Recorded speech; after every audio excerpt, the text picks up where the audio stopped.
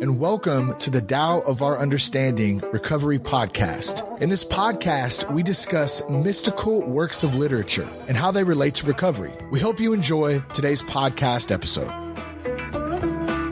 Hey guys, Buddy C, welcome to the Tao of Our Understanding Recovery Podcast. Today we have Amy and Kate and Marla and Craig. Welcome everyone. Welcome. How is everyone today? I know we were going to talk about our next story. I think it's the Man of Tao. But instead, I wanted to talk about acceptance and see if we can apply some tools. We had a really good conversation last week about acceptance. And I would like for us to, I emailed or messaged everyone that participates and said if they had something that they were having difficulty accepting, we'll just go around the room, talk about those things and see what tools we have that we can apply. Because the story last week was really all about accepting things exactly as they are. And it was very, very powerful. And I would like to see if we can't glean a little more from acceptance. I have some things that I was studying about acceptance I want to run by y'all too. So, Metamorphosis was the story, and it was all about accepting everything as it is and using gratitude to get there and providence that everything's as it should be, and that even the man that's hanged, his ropes and bonds are not stronger than providence. Nature will eventually take him too. They're not stronger. And that there's no reason to be discouraged. And I know from last week's conversation, I know, Marla, you mentioned in passing that you think you're underemployed and that was a concern, and we didn't talk about it in depth. And I thought, we should have done a better job of helping Marla with some tools there that we didn't do. And then, Craig's got me listening to the podcast. After we record it, I go back and listen after I get it up. And Craig, I have to admit, I get a lot out of that. So thank you for that suggestion. It was difficult for me to listen to myself at first, but I eventually got used to it. And I get something out of it every week when I listen to it again. Isn't your accent thick? Oh, God, it's awful. Just kidding. It's awful accent. I would, if I could change it, I would. I tried, actually, and couldn't do it and gave up. It's okay. The only time that it was helpful, Marla, is when I had a sales job right out of high school that I traveled. It was helpful with Northern and Midwestern women. They like to hear me talk, so I poured it on a little thicker at those times when I could put it to use. But that's the only time that I've ever been happy with my accent. I've just realised why my wife jumps into some of the sponsee meetings quite often now. Is that what it is? Because she wants to hear him speak. I thought we would go around and just talk about if we've got situations that we've had difficulty accepting and see what tools we can apply that we have, because we get so many tools in recovery about acceptance. And acceptance is such a major part of recovery. I think we have some things that we could use there. And that, along with studying the Tao is all about acceptance too. It's about accepting everything as it is, just like this Metamorphosis story was.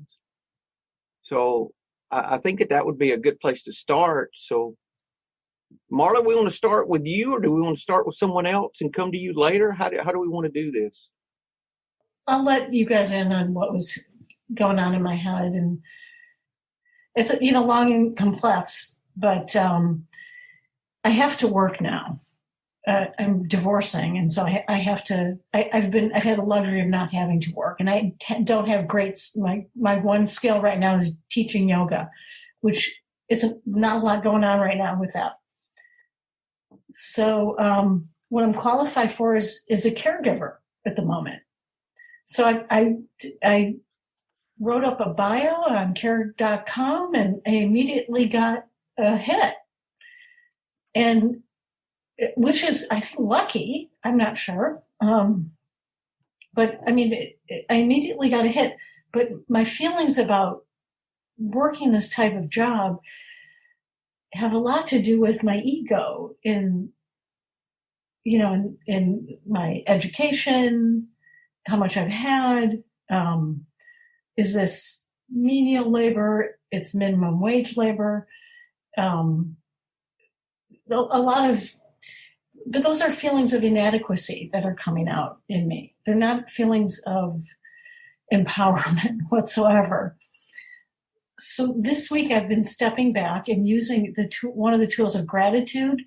I think I lucked out with a really good family, and they allow me to come and go and kind of loosey-goosey and make my own hours. And they're easy to communicate with. They pay me under the table. That has given me some gratitude. And so I'm kind of, which is leading to acceptance, of course, that maybe what I'm doing is in service to others, rather than being so angry with myself for not being able to make any money. And that money thing is tied up with the ego, with the attachment to my value is only so much, is only how much I make. That's how much I'm valued. Definitely there's ego tied up in that. So it gets painful to almost take a job that I feel is, I don't say beneath me, but so easy to do, I guess it's not challenging. There's no stress, which is great. But I'm just like 10 minutes ago, I was looking at my attachment to the money part and to my ego and to why do I need to prove myself? I'm working, that's what I'm doing, what I have to do to survive, which is what most people do, right? I no longer, unfortunately, have luxury of being a housewife, which is fine. It'll lead to hopefully another road to happiness, which is me stepping back and looking at the bigger picture and accepting that there's going to be some kind of happiness out there, but another kind of heartache in there as well. So the acceptance part, it's, slow, because there's a lot of shit about the way I feel about myself, which is my ego. Let me ask the group something before we tackle that specifically. I had maybe we should step back for just a second. Now, the serenity prayer, that God grant me the serenity to accept the things I cannot change, the courage to change the things I can, and the wisdom to know the difference. If it's something that we can't change, what is the steps that we're supposed to be taking? And those steps versus the steps that we take when it's something we can change. What's the difference there? Like, if it's something that you absolutely cannot change, how do you accept that? What are the things that you do to make that happen? I start with gratitude, finding a glimpse of what's good about this situation. Well, there's so much good about it. Yeah. Okay. So that's something. Gratitude is something I use too. Yeah, which turns me around to leading to acceptance for me. And then you hit something else too. Y'all just jump in whenever y'all want to. That leads me to something else too, Marla, that you really talked about. I have learned that the quicker I can ask myself why I'm feeling this way, because you hit that, because you talked about that, the quicker I can say, okay, why do I feel angry, or why do I feel disturbed about this situation, whatever the emotion is that I'm feeling, why am I feeling that? And then drill down to see, what is it? Why do I keep feeling this way? Mm-hmm. And what is it that I'm afraid of, or what is it I'm afraid I'm not going to get, or what am I going to lose? And get down to what's underneath why I feel that way. Then that's part of the accepting for me. Agreed. I've been, that's one of the gifts of recovery, is being able to look at that, being conscious about that. Hey, Paul. Hey, Paul, good to have you, sir. Hi, Hey Paul. guys, I'm just mainly going to be listening today, but Okay, good to have you. So go ahead. Sorry. Go ahead. I think one of the things that helps me is being able to like look at it from a broad perspective. Like if I picture myself as like a little human walking around on the planet, how important is it in the huge scheme of things, like what job I'm actually doing? Because I had, when I went to school for science, I worked in my science jobs. I really liked it. And then I got injured and I can't do the physical job that I was supposed to anymore. And that I had the same kind of feelings like, oh, I can't do these jobs. I'm not like prestigious anymore. The type of person I am, like my identity was so wrapped up in that job as who I was. What was your title, Kate? What were you? I was just a biologist, but it was my identity, Right. I had to identify with myself, like, actually, I'm a human being on this earth, and my worth comes from that rather than my job title. You know what I mean? Yeah, I used to have a lot of identity with owning a number of rental houses. I thought that was super important. And my rental houses were off limits. And I eventually had to sell those at that time. And it really did hurt my self-esteem when that happened. But that was part of my surrender process. Amy, you have something? Yeah. So part of this whole, you just said process. Part of this whole process for me is changing the words that I use. Marla, when you were describing your situation, I heard you say, I have to work. I have to work now. And so for me, if I can change that word have to get, then and it doesn't feel right. And of course I have all the other feelings that go along with it, but I get to do this today. I get to do this. And just making a conscious effort to change the word, just one word in those sentences, really helps me to take on a different kind of attitude towards the whole thing. And somebody mentioned the serenity prayer. Well, there's a full long version of that serenity prayer. We only get to say part of it. But immediately after, what we're all used to saying all the time is the wisdom to know the difference. Living one day at a time, enjoying one moment at a time, accepting hardship as a pathway to peace. So for me, I have to keep going with that serenity prayer a lot of times, because yes, the parts that we all know and say all the time are wonderful and they work in most situations, but it's getting to that accepting hardship as a pathway to peace, understanding that whatever I'm going through at this moment may not feel good. It may seem icky. I may not like it. It may not be ideal based on those ideals that I've come up with along the way in life because of other people saying to me what was right and wrong and okay and not okay and acceptable and not acceptable. I have these preconceived ideals, right, that I need to measure up to, and some kind of false sense of the person that I should be. When what happens for me when I start trying to be that is I'm actually limiting what can happen in my life and stealing from the joy that I can experience in this hardship as a pathway to peace. Anyway, that's what I got for right now. Let me ask you, Amy, what is the difference between our actions when it's something we can't change and something we can?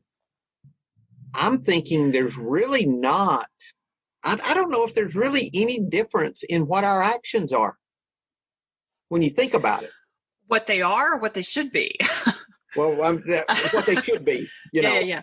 What our correct action is. Because it's never push.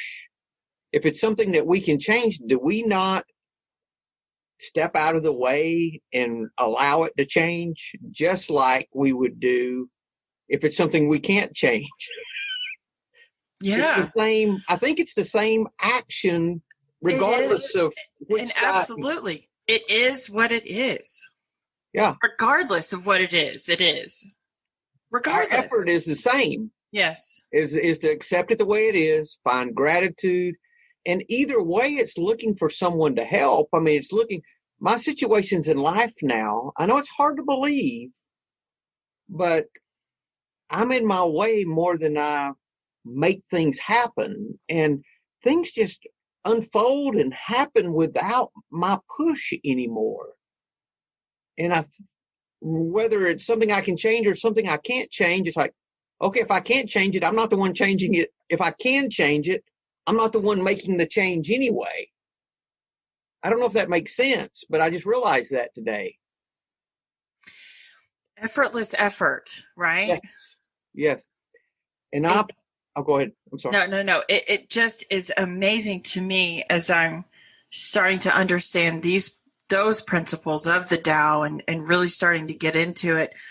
The effortless effort is, and it sounds kind of crazy coming out of my mouth, but man, does it take a lot less effort to be effortless. Well, and it's not that we don't work, but it's work without selfish effort involved, without selfishness. That's what's diminishing. And when we move and act without selfishness, it allows us to be in this flow of life that is so much easier than what it used to be. I went through the Tao Te Ching, and I know you guys have the link that you can pull it up on your web browser. Well, what I do is I pull up the web browser and I hit Control F for find, and I'll hit work and other words, and I'll just read all the different places in all four of those translations that have those particular words. And so I'll do that some, and I found several references that were good with this. If you want to possess something, you must first give it up entirely. That's the 36th chapter, 36th verse. And, that reminds me of what is it in the How It Works, that we have to let go absolutely. The master acts without doing anything and teaches without saying anything. Things arise and she lets them come. Things disappear and she lets them go. She has but doesn't possess, acts but doesn't expect. When her work is done, she forgets it. That is why it lasts forever. That's from the second verse. How about this one? Are you able to do nothing? Giving birth and nourishing. Giving birth is doing something. Nourishing is doing something. But it's without your personal push and strive to make it happen, Bearing yet not possessing. Working yet not taking credit. Leading yet not dominating. This is primal virtue, or this is the day. This is that's the 10th verse. Or this one from 40. Weakness is how the Tao works. And then 41 says the greatest strength looks like weakness. That's that same idea that, Paul's thorn in the flesh, the weaker I get, the stronger I become. And that we learn from surrender, from recovery, that we have to give it away to keep it. All of those paradoxes that we learn. Amy? I was just going to say paradoxes, all of them. Yes. All of them. It's all paradoxical, and it takes, going back to that effortless effort, so much less energy. I find that I expel because I don't have to fix and manipulate and control it's tough though, you know. I mean, I spent years doing all of that. I spent years of feeling like I was going around life having to do things. You know, there's that word. I had to do this. I had to do that. I had to work. I had to pay the bills.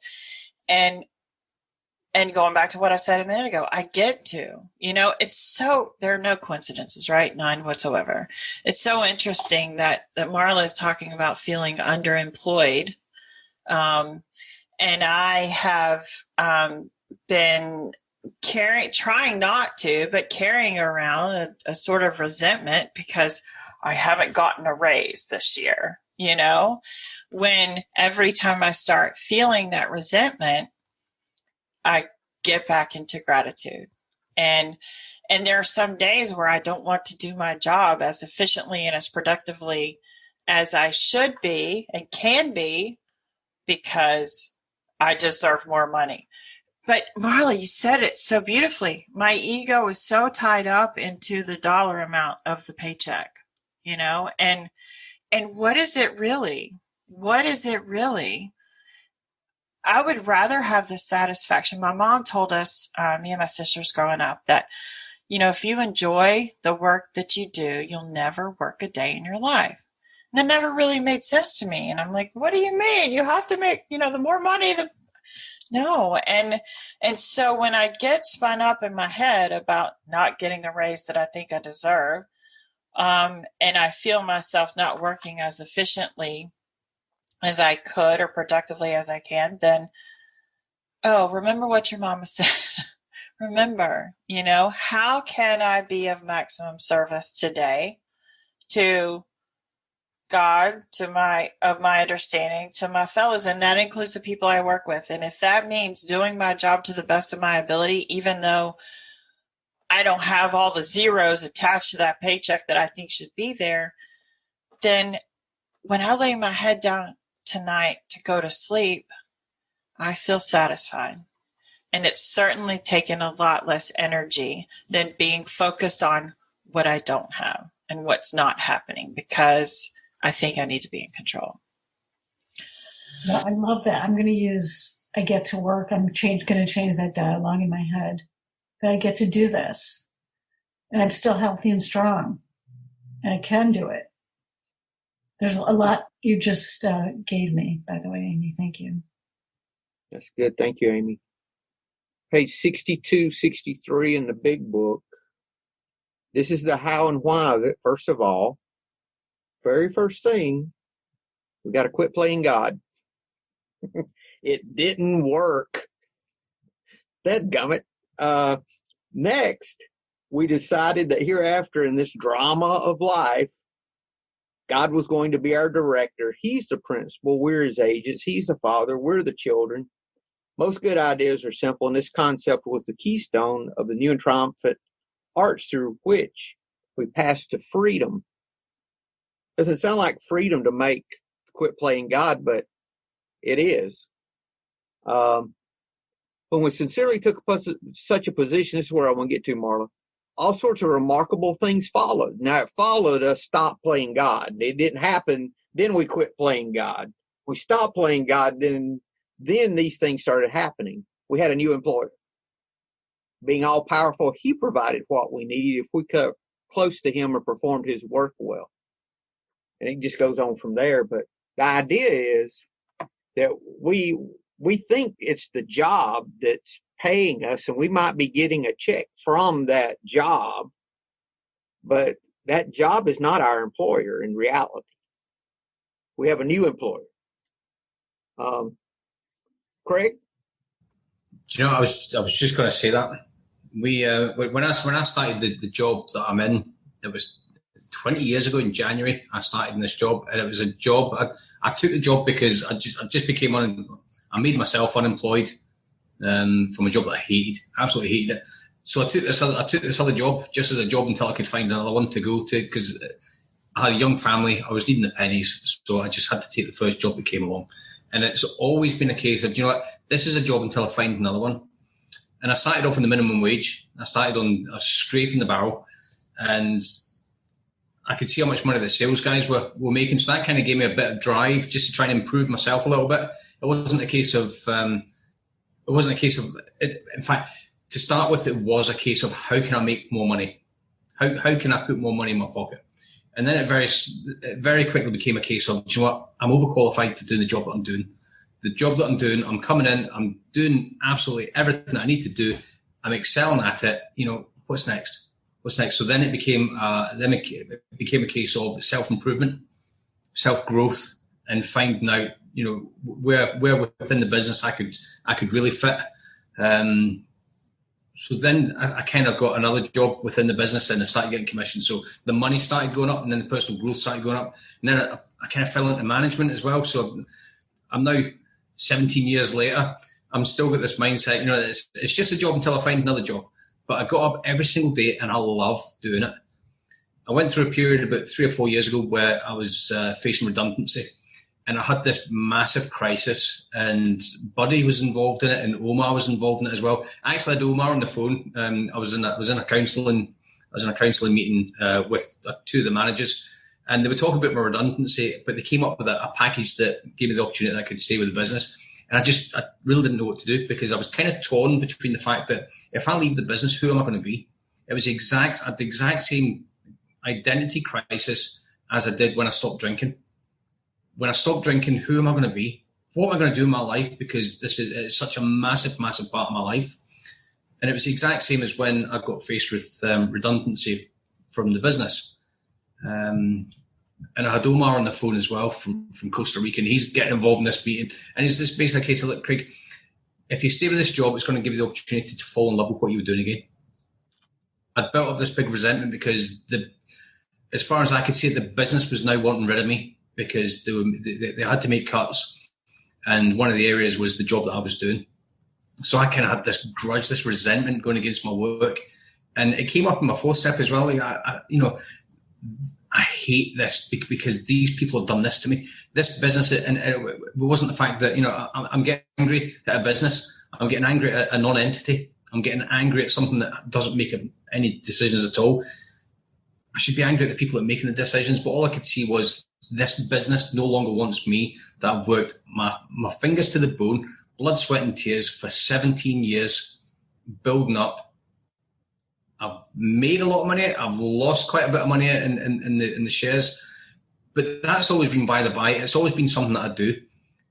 And until I was faced with the prospect of not waking up and being able to do it again, I really felt lost and I felt abandoned.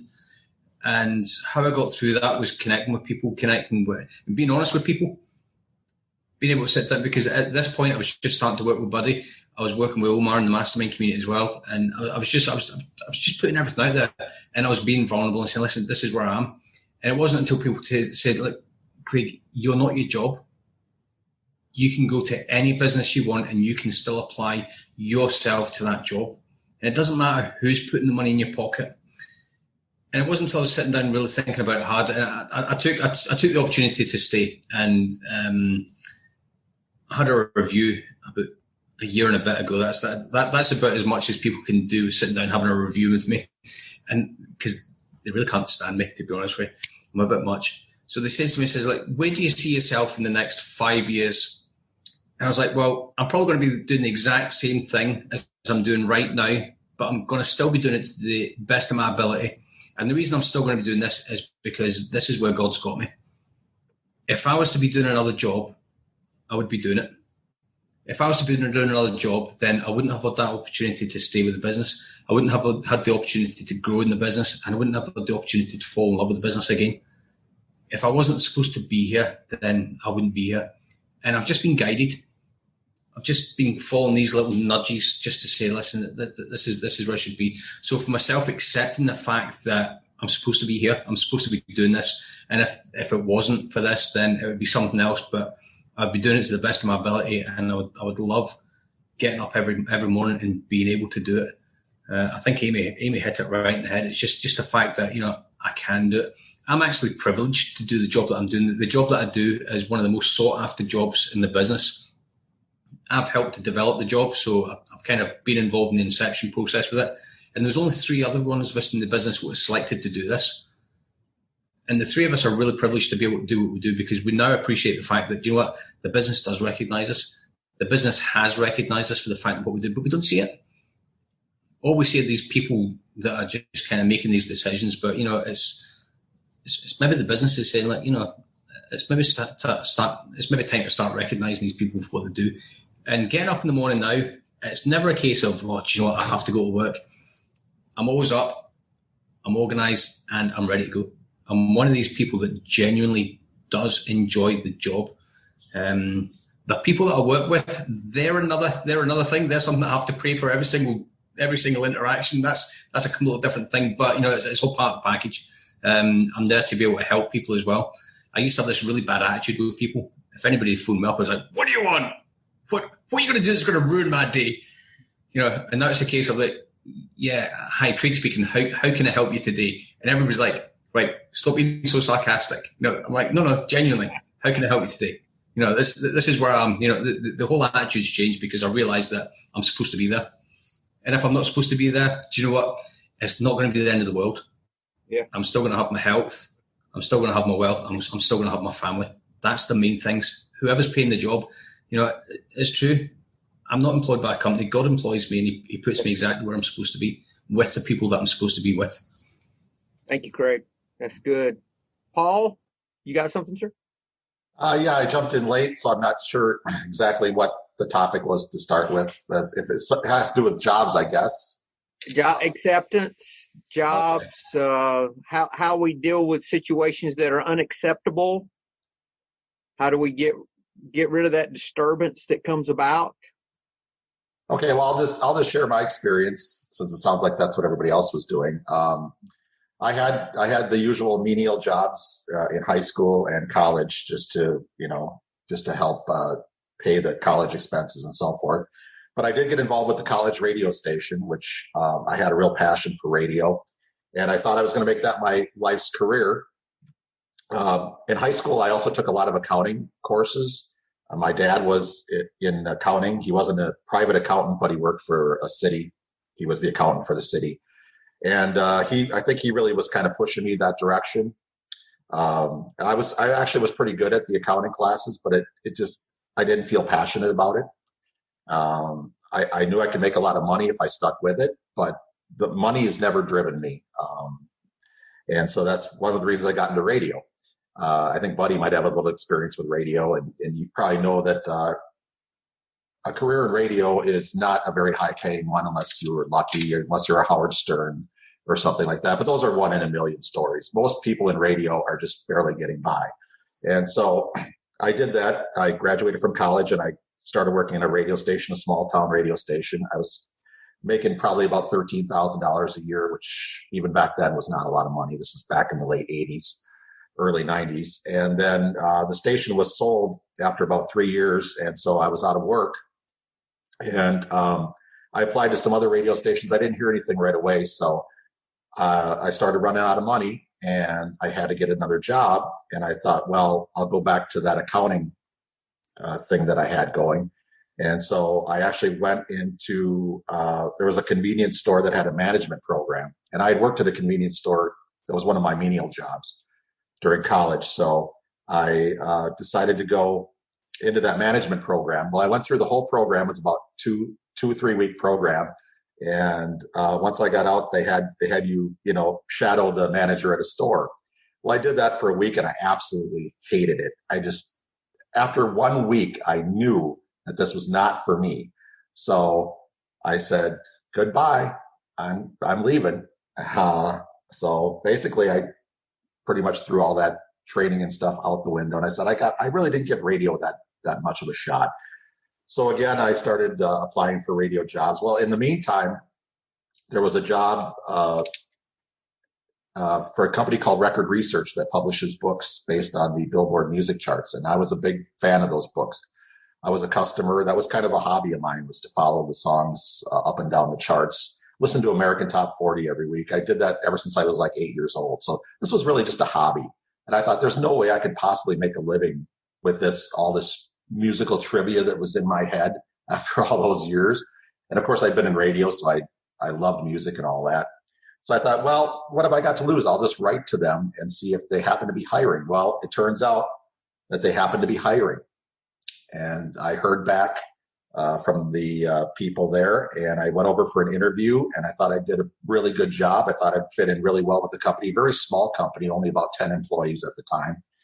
And it just happened to be they were looking for a person to work on the books, to do a lot of the work with the books. And I had no experience working on books. I didn't know what was all involved with that. But I knew that I loved music and I was passionate about the charts, and they could see that, I think, from my interview. Well, then I didn't hear anything for about a month. It turns out that the big boss had a house in Florida. This is in Wisconsin, where I went about 6 hours from where I lived to go interview for the job. So anyway, I finally heard back from them, and I've been here since March of 1992. So I've been at the same job now for 28 years. And it really is my dream job. I can't think of anything else I'd like to do, including radio. I thought radio was my dream job, but here it turns out that this job is my dream job. And it's one that a lot of people would like to have. I hear from music fans and our customers all the time, because I was a customer, and I thought, God, it'd be so fun to work on those books. And here I am 28 years later, and I didn't have Amy talked about her mom. Well, I got that same quote from a college professor. He said, find something you love to do and you'll never work another day in your life. And that has been true for me. I have not worked a day, including radio. I haven't worked a day in over 30 years. So, and unlike Craig, I can't wait to get to work in the morning. In fact, I get here very early in the morning because I just can't wait to get here. So, yeah, my advice to anybody is find something you love. And I could be making so much more money as an accountant, tell you the truth. I'm not getting rich here at this job at all, but it's not about the money. It never was about the money. Don't tell that to my boss. But I get enough to pay the bills and to put a little bit away and to have a few hobbies that I can spend my money on. But I'll never be rich, and I'm okay with that. I'm rich in other ways. So that's my experience. And Marla, I hope that you can find something like that speaks to you that way. I wish everybody could be in that situation. Paul, you've got some experience there that's very important. And this is the thing, whether we understand there's a flow of life or not, or whatever tags we put on it, it's happening for all of us if we just pay attention. Like you were talking about, you went and worked a job that you didn't like. You could have stayed there and been unhappy, but you paid attention to that, and you went with things that were natural abilities for you and hobbies and skills that you had. It's interesting how that started. I remember riding by a house that was vacant when I was 10, 11 years old, in the back of my mother's red B210 station wagon, seeing the vacant house and saying to myself, someone should take that house and fix it up and sell it. That's when the idea of real estate was that I understood I had that within me. And you realized your deal very young too, it looks like. So I think a lot of times we have this seed that's already there if we just pay attention to what's in our heart, and for me, it's about whatever job I'm doing, to do that job to the best of my ability with all the love and care that I can, no matter the amount of money I'm making, and just be available. And if I'm available, the opportunities come along, because I think that's how that works for me. And I found too, buddy, that if you love what you're doing, all the rest of that stuff will flow naturally. You'll want to do a good job.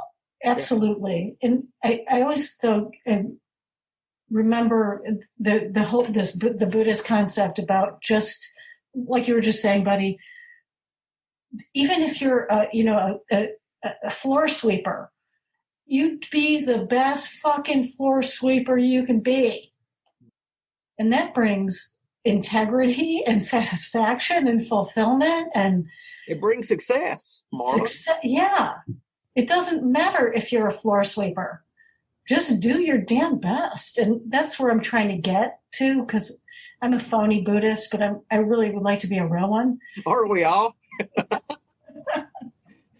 I'd like to have that attitude of I am going to do the best job. That is a great book title, Marla. I'm a phony Buddhist. That would be it. I think when we really look at it, what we really want to be doing is working a 6-step on our jobs. Yeah. You know, am I now willing to do it? Am I willing to do the hard work? Am I willing to do this job to the best of my ability without putting any barriers up? Because I usually find the one thing that ruins my job is me. Because Craig, what tools do you ask, Craig, what tools do you use when you're in a place that you're disturbed about something with your job? Do you use gratitude? What do you do to get right sized with that? Well, one of the tools I use is a measuring tape, and I use that to measure the size of the room. But that was a surveyor's joke. Yeah, okay, Amy got it. So the tools that I use is basically, I'm surprised Paul never mentioned it, gratitude. Gratitude for the fact that I still have this job. Gratitude to the fact that I was given the second opportunity to actually do this. I was given a chance that a lot of people weren't given, because a lot of people did end up getting made redundant. And it's a shame to see that quality of people go. The people that do my job, these are kind of like long-serving people that have been in the business, a lot of experience. And you do need to be experienced to do what I do. So yeah, gratitude comes into it quite a lot. More particularly the fact that when people are now phoning me, because I do make a joke about this quite a bit, that I do try to help people in the day. But I'm grateful for the fact that they're now comfortable coming to me, whereas 2-3 years ago they were not comfortable because of my attitude towards everybody. I had this massive grudge against anybody that phoned, because again I felt the business was trying to get rid of me. But now I'm grateful for the fact that they can see the difference in me, and they'll know that I work a program. They'll know my history with alcohol. They know exactly where I am. I've made no secrets of it whatsoever. I can't hide something like that from the people that I work with, purely because of the change in my demeanour. So I'm just grateful for the fact that these people can actually phone me up and ask me for my advice. And you've been around quite a bit. What do you make of this? What would you do in this situation? So I really am grateful for the fact that people trust me. That's been a massive thing, and they know that I have just the genuine interest of them in the business at heart.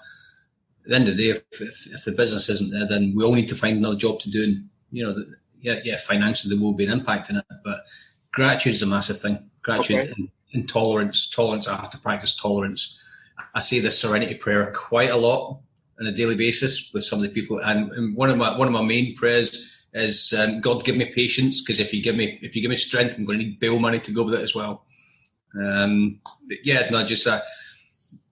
is the biggest thing. It has to be. Okay. I can't pick on anything else more specific than that. And it's actually Paul that taught me a lot of that as well, because he's like, do you know what?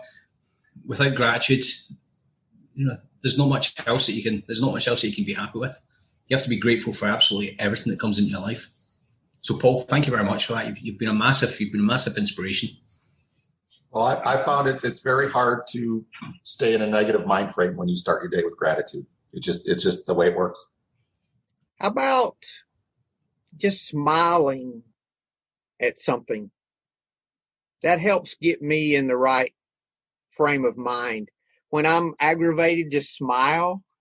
When nobody can see me, I hate that, but it changes my whole attitude. It changes my attitude when I smile.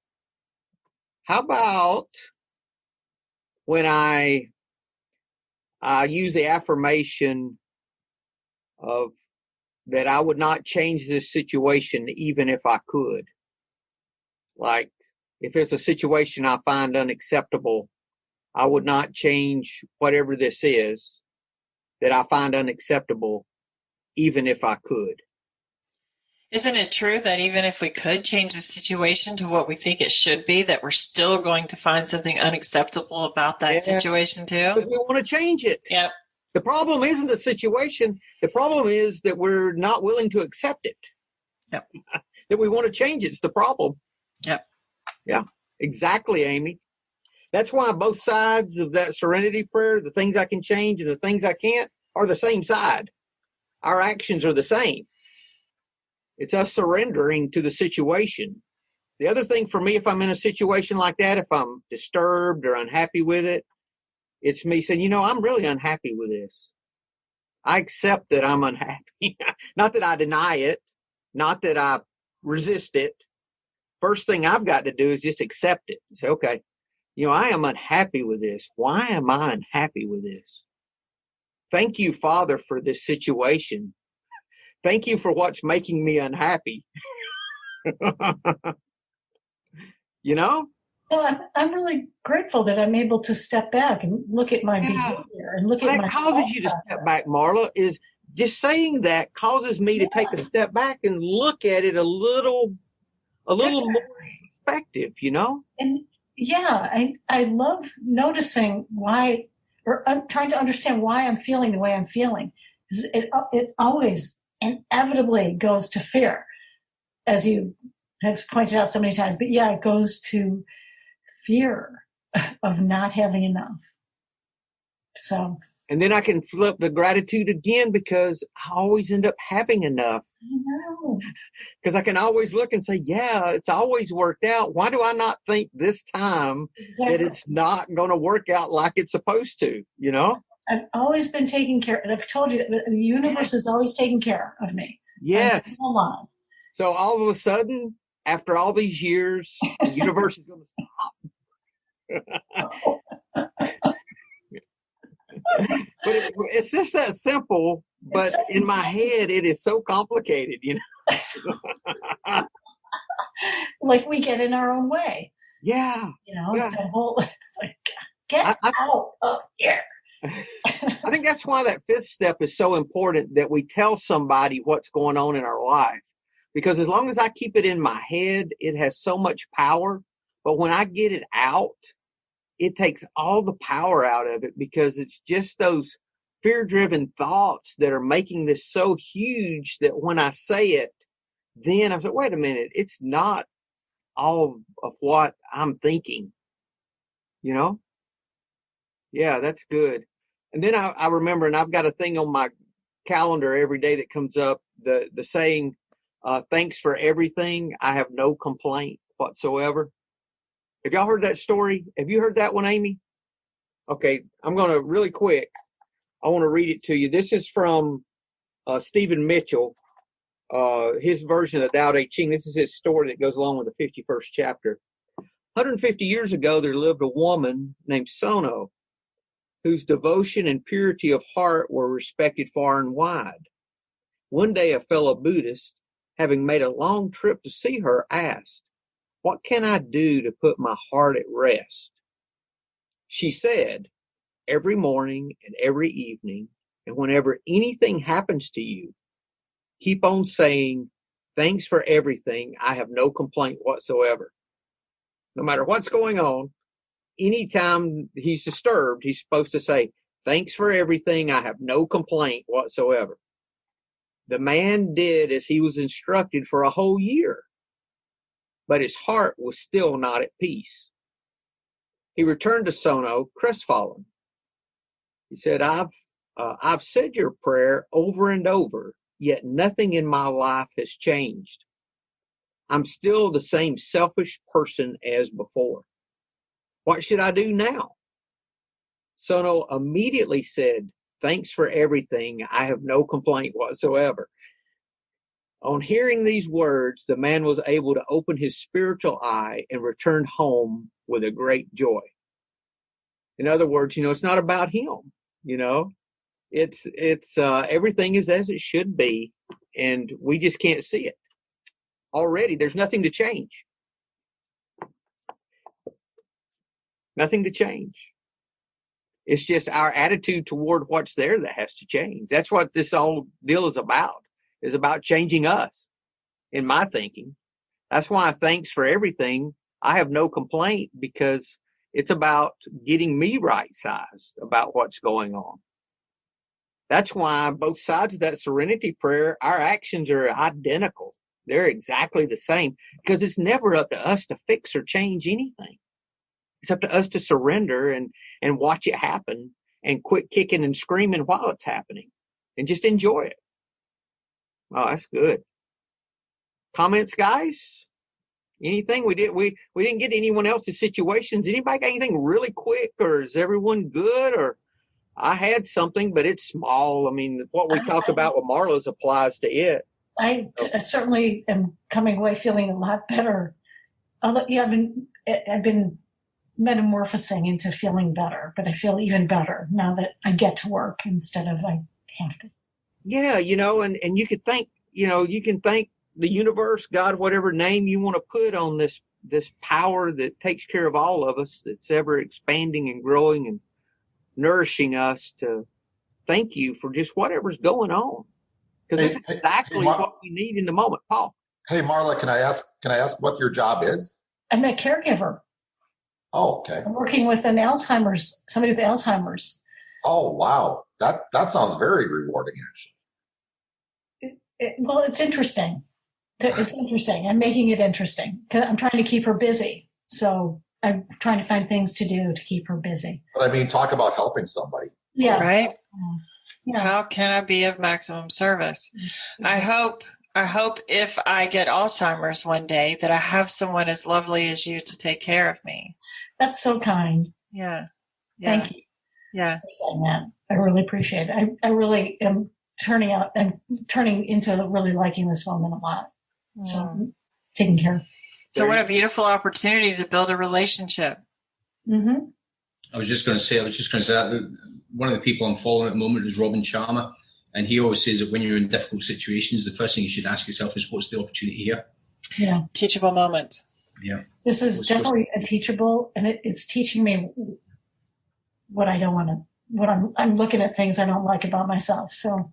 Wow. The mirror again. Yeah, it's good, but it's good. It's growth. Yes. That's all. It's just growth. Gratitude. Be sober. Thanks for everything. Thanks for everything. I have no complaints whatsoever. Yes. Anything else, guys, before we close? Are everyone good? No, thank you, everyone. Thanks, guys. Have a great day. Hello, this is Buddy C. I wanted to make you aware of several recovery-related resources that I've posted in the episode description. These resources include a list of recovery podcasts, a free sober meditation app, daily recovery email, shared Google recovery calendars. Hope you put some of these resources to use and have a great week. Thank you for listening to the Tao of Our Understanding Recovery Podcast. If you enjoyed this episode, please share it with your friends in recovery.